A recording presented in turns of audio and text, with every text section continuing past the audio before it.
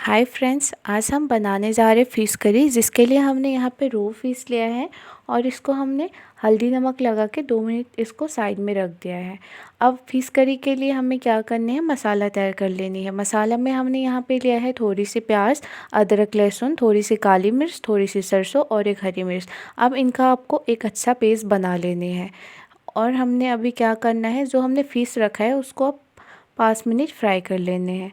अब इसको हल्का सा फ्राई होने के बाद हमने क्या करने हैं, कढ़ाई में हम करी के लिए तेल ले लेनी है। अब तेल हमने यहाँ पे लिया है सरसों का तेल। अब जैसे ही तेल थोड़ा गर्म हो जाए तो उसमें हमें क्या करना है, एक प्याज काट के उस पर डाल देनी है।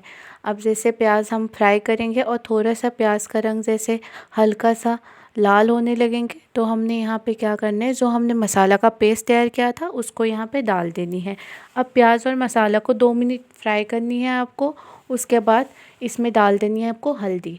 अब हल्दी डालने के बाद हमें क्या करना है, हमें यहाँ पे एक टमाटर का पेस्ट या तो टमाटर आप कटे हुए भी इसमें डाल सकते हो। इस पर हमें टमाटर मिलाने हैं।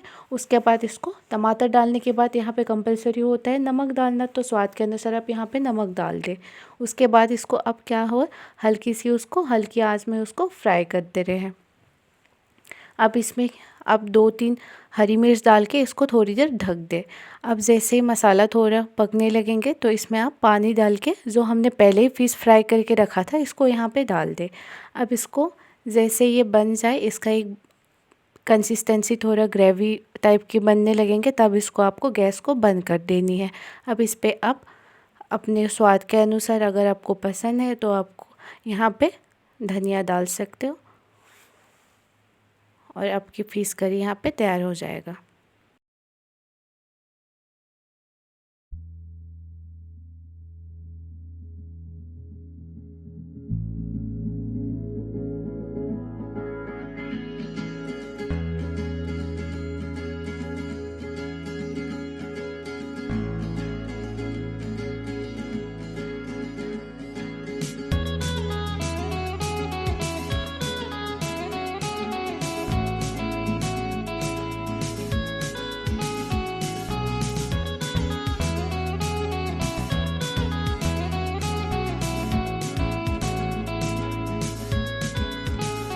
I need an intervention, divine intervention, you know.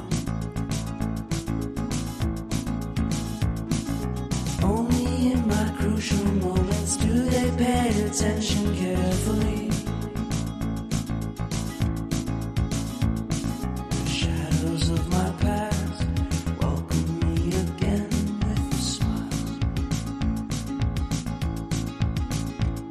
But something deep within, something